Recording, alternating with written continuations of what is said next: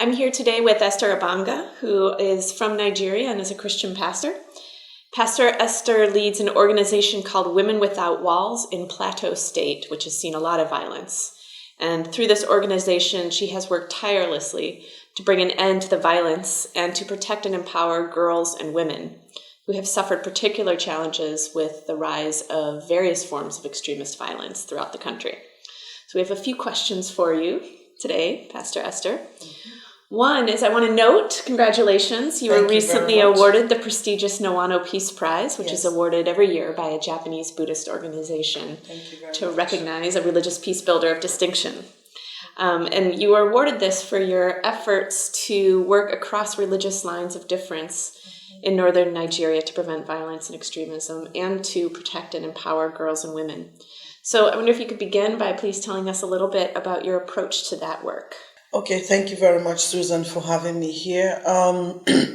Like you must have known, Plateau State, and in particular the city of Jos, has been embroiled in religious violence and conflicts for the past 3 decades almost. And we originally were totally uninvolved as women. But in 2010, a village close to where I lived was attacked and by militants, and they killed about 530 women and children. And that became a turning point for me. And so I got together with some Christian women, and I felt it was time to step out of church and onto the street. And so we led a protest rally to the government, and there were about 100,000 women that came out. The Muslim women responded that their own people were killed as well, which was true, and they had their own rally. We had our 2 rallies and the killings did not stop. So I decided to reach out to the Muslim women because I felt the issues were not really religious, they were political, but religion was used as a powerful tool. And I felt we must bring down the wall of religion because religion divides, but it can also unite. And so I reached out to my Muslim counterpart and we formed Women Without Walls initiative. And so we took a common stand to refuse to allow religion to be used to perpetrate evil. And so we decided to work with young people that are prone to violence and also quite vulnerable to recruitment by extremists.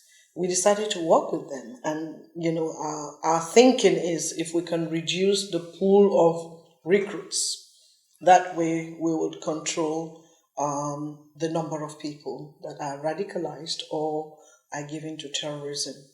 And so we started to work with 4 volatile communities with the young people, basically engaging them, talking with them, and seeing how we can get them productively engaged so they can say no to violence. So one aspect of your identity is that you're a woman, but another aspect that sets you apart is that you're a religious leader. Yes. And I wonder if you can share with us what you think religious leaders are particularly well situated to do to prevent and counter extremism, and then also what role women clergy might play that is different from male religious leaders. Okay. Maybe I'll start with your second question, okay. Women clergy, because initially it wasn't an accepted thing in my society, and also, culturally and also within the religious circle, they believe a woman should be seen and not heard.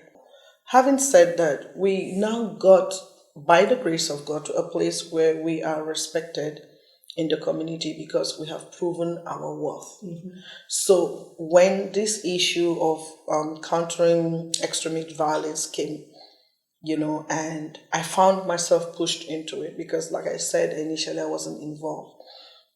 But when they killed those women and children, I said, no, there's no way I can sit down and let that happen. So we came out. What that has done is, for the first time, religious actors are seen to be actively involved outside of the church, stepping out of the church, coming into the society, coming into the level of the society to bring solutions to our social problems. And I think that's very important because for too long we've been locked up in the church. Light is meant for the dark. It's meant for the dark places and it's meant for darkness. So we need to step out into the dark arenas and bring light. And I think that's where the religious leaders have a major role to play. And that we have done in engaging these young people. We've been able to counsel, to love, and to pray with these young people. And for me, this is the greatest part of my ministry, not the 20 years that I've been in church, but actually going on the street and seeing lives change and transform.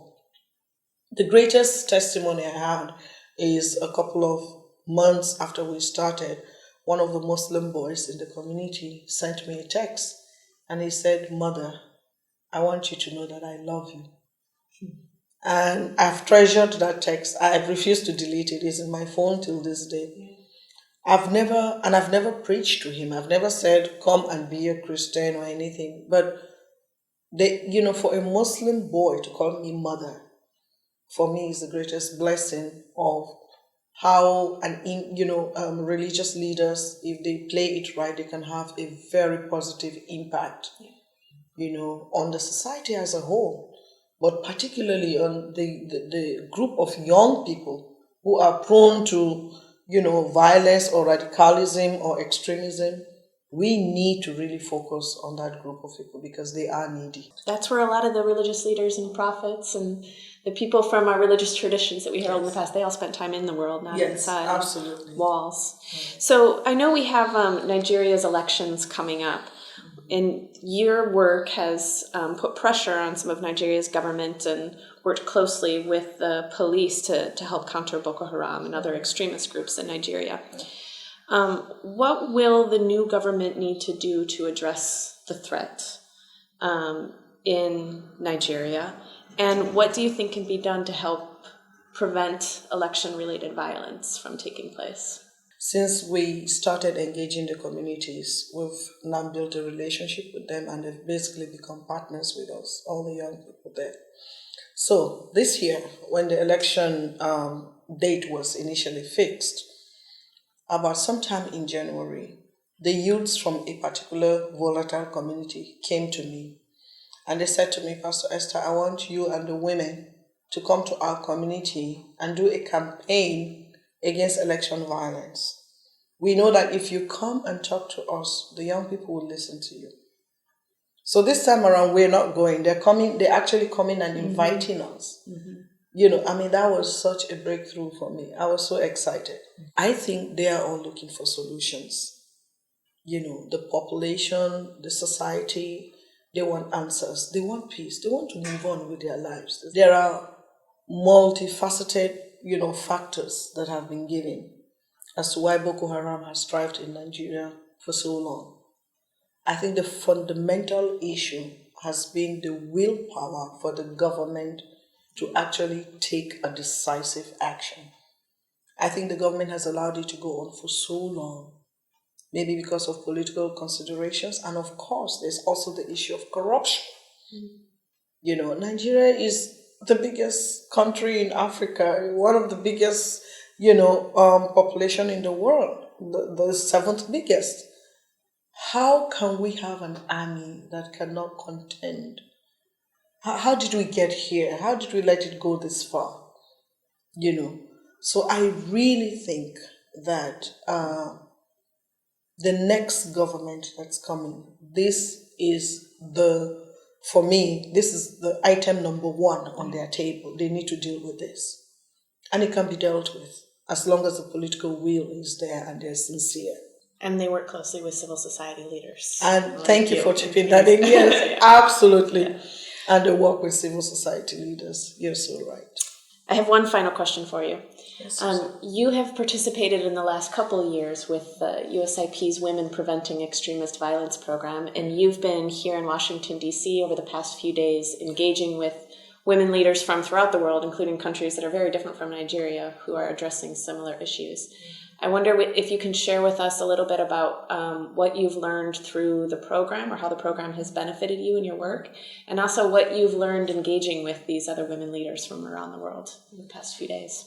It's really been a fantastic opportunity for me to be here in USIP, and there's always so much to learn from other people, and I have learned a lot in engaging with the women from Indonesia, Pakistan, and India and Kenya, some of the things I have learned is the power of using not just the social media, but media is a very, very powerful tool in maybe increasing the spread of our work and what we do. So I really think that, for example, the lady from India talked about her radio program, and how she has used it effectively for women to send out the right messages, and that's something I think we can bring on board in the Nigerian instance. And also in engaging with the police, you know, um, I have found out that in certain instances they have taken it a step further to parliament, you know, and I think that's what we need to start considering in Nigeria as well. We are inspired by your work and the work that you're doing with your Christian and Muslim sisters and brothers in Nigeria. Thank you so much. I appreciate you having me here.